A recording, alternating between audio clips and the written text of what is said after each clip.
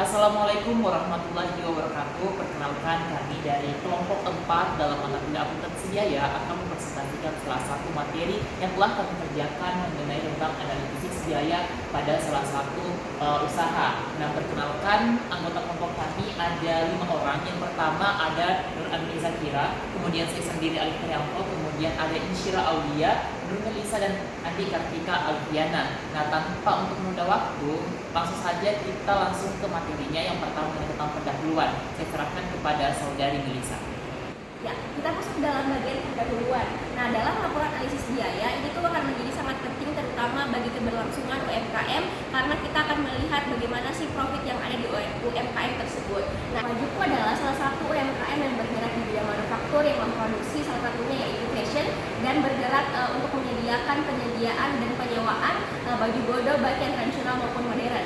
Dalam rata-ratanya dalam 1 tahun atau 1 bulan, Wajuku bisa menyewakan sebanyak 20 pieces dan memperoleh pendapatan 75 juta dalam 1 bulan. Ya, laporan keuangan dan analisisnya tentunya sangat penting untuk melihat bagaimana kemaksimalan penggunaan keuangan dan juga profit yang akan didapatkan oleh masing-masing dari UMKM. Jadi perlu bagi kita untuk melakukan penganalisisan keuangan terutama pada UMKM, khususnya UMKM Wajuku.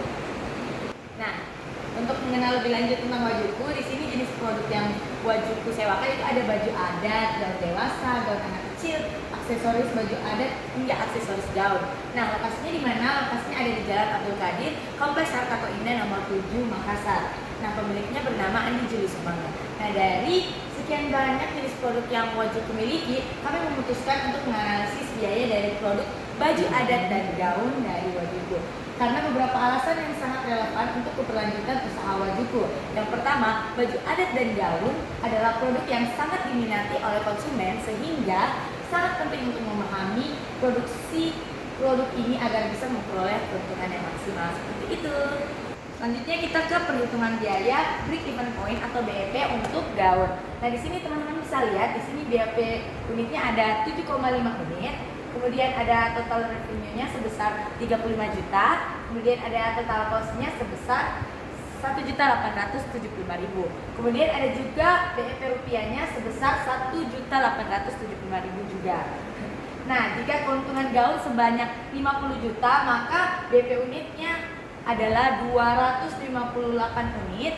Kemudian total revenue-nya 64.375.000 dan total cost-nya adalah 14.375.000. Nah, kemudian kita ke break even point untuk budget adat. Nah, yang pertama itu ada BEP unitnya sebesar 25 unit. Kemudian ada total revenue sebesar 6 juta dan total cost sebesar 2.500.000. Nah, kemudian muncul BEP rupiah sebesar 2.500.000 juga, teman-teman. Nah, jika keuntungan baju adat sebanyak 50 juta, maka muncul BEP unit sebesar 858,33 unit. Nah, terus total revenue-nya sebesar 80.833 rupiah dan total cost-nya sebesar 35.833 rupiah. Seperti itu, teman-teman. Oke, kita lanjut. Kita akan membahas tentang contribution of margin ratio bersama dengan BEP. Cuman di sini kita tadi bahas tentang gaun dan baju adat. Cuman di sini ada perbedaan di antara rumusnya saja. Kalau mungkin di CMR ini kita pakai contribution margin dibagi P dikali 100 sehingga kita mendapatkan hasil untuk CMR dari gaun itu ada 80% dan CMR dari baju adat itu ada 60%. Kemudian berdasarkan target laba dan pendapatan penjualan, kita menganalisis dua hal tersebut lagi, yaitu gaun dan baju adat, dan berbeda di bagian rumus lagi. Kalau target laba dan pendapatan jualan, mereka menggunakan rumus total fixed cost ditambah VR dibagi P dikurang fixed cost sehingga menghasilkan untuk gaun 9 unit. Artinya ketika ini mendapatkan laba sebesar 300.000, maka ia harus menjual sebanyak 9 unit. Begitupun dengan baju adat ada 30 unit. Artinya ketika ini mendapatkan keuntungan 300.000, maka harus menjual 30 unit baju adat.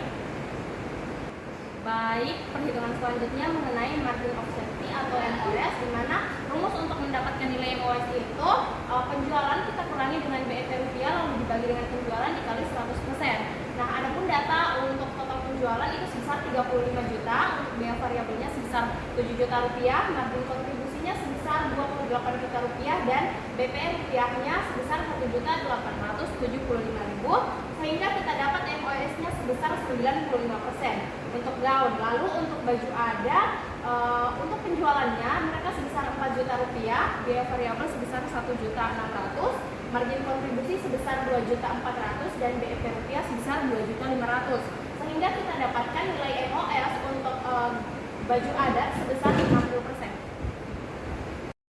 Selanjutnya kita akan membahas degree of operating leverage, di mana DOL adalah ukuran sensitivitas laba operasional terhadap perubahan penjualan, dan rumusnya adalah tingkat leverage operasional sama dengan margin kontribusi dibagi pendapatan laba operasional. Dimana untuk gaun kita mendapati bahwa 28 juta dibagi 182 juta sama dengan 0,15, dan juga untuk baju adat adalah 2.400.000 dibagi 207 juta 600 sama dengan 0,11.